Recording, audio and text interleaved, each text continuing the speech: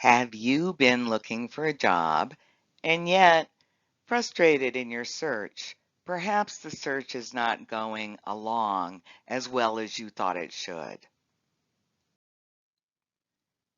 When you're looking for a job and it's taking longer than it should, you have some problems that can be fixed. So let's take a closer look to see what's going on. Is this issue a resume issue or an interview issue? Is your resume failing you? Or are you getting interviews, yet your interview skills aren't good and they're failing you? What is happening here? How long have you been looking? If you've been looking for a long time and you don't have a job yet, then chances are you have a resume problem and an interview problem. That's okay. It can be fixed. No problem. But if it's going a long time, then you're rusty. You're rusty in your interviewing skills and your resume may be very rusty. How many jobs have you applied to? How many jobs have you applied to? So when you apply on the internet, they accept your application and there's stacks of them. Out of all of those applications, now if you don't know how many, just guess. How many interviews did you get? Have you been ghosted along the way? You apply and no one responds.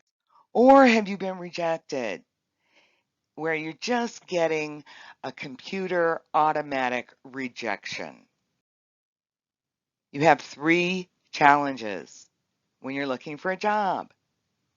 You have the human resources wall. You have the hiring process itself, and you must be able to sell yourself. So this human resources wall is your first challenge. Have you ever noticed they're very hard to get a hold of? Human resources is hard to get a hold of. You can never talk to anybody. If you call in, you have a teleprompt. It's awful. So you have that wall to get through before you can even get an interview. And guess what helps you get through the wall? A good resume.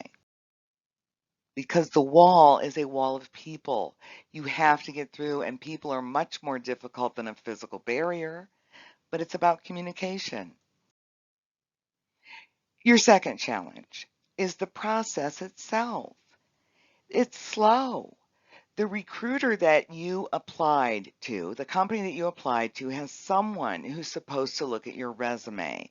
That person may be filling 40 other jobs.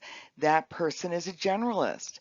They're filling every kind of jobs, from PhDs to engineers to sweepers. They're filling everything. And there's too many moving parts. So you have this overworked recruiter who doesn't know how to read your resume. They're not going to guess who you are, and they have to schedule all these interviews. Your challenge number 3 is you don't sell yourself. You need to make this easy on recruiters. Imagine that recruiter who's filling all these jobs and they look at your resume and they've got a pile of resumes and it looks very much like this colorful pile of little papers. It all goes together. How do they choose which resumes to even look at? Which candidates to interview? Why you?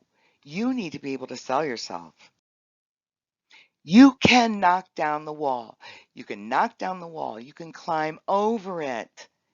You can reach out to the other side and actually have people interview you. You have to fix your resume. Your resume is all you have. Your resume sells you.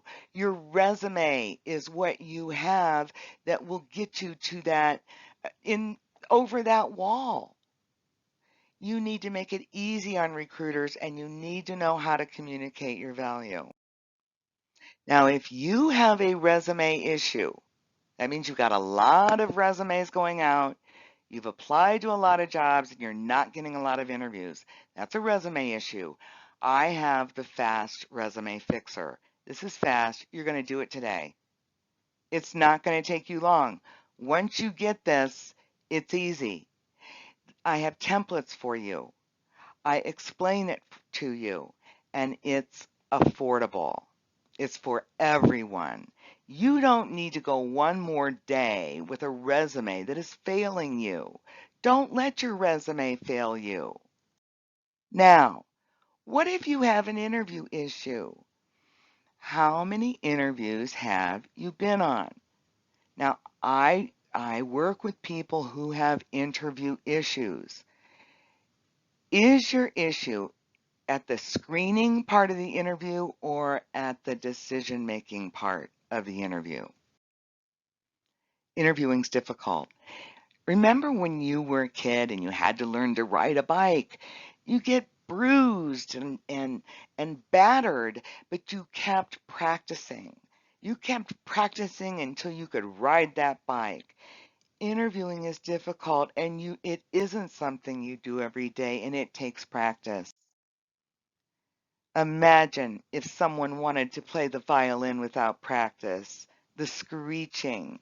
Now, that might be what your interview sounds like to someone who expects you to be able to have a melodious interview. So for people who have interview issues, we have Interview Boot Camp. This is a unique program. I don't think there's anyone else doing this. I came up with this because I want to help everybody. First of all, you got to decide what is the issue within the issue. You know you have the interview issue, but are you getting the stop at the screening interview? If you're stopping, if that's where you're stopping, you get to the screening interview and it doesn't go further, you need to practice your delivery and telling your story and explaining what you can do. That is a very technical type of interview. They're not getting into the real tough stuff.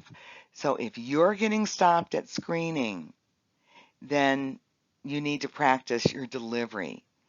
If you're getting stopped at the decision-making interview, then you need practice in this behavioral interviewing, situational interviewing, and practice in turning that interview into a conversation. So I have the Interview Boot Camp. Now, when you think about how complicated it is with these interviews, Interview Boot Camp includes the videos and lessons, okay? That's one thing.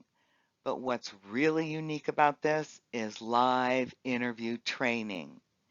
And if you schedule your training before the session, you know, you're going to be able to drop in on these training sessions, or you're going to be able to schedule. If you schedule, you get individual help from me. I'm going to help you. We're going to do this. I'm going to help you nail that interview with Interview Boot Camp.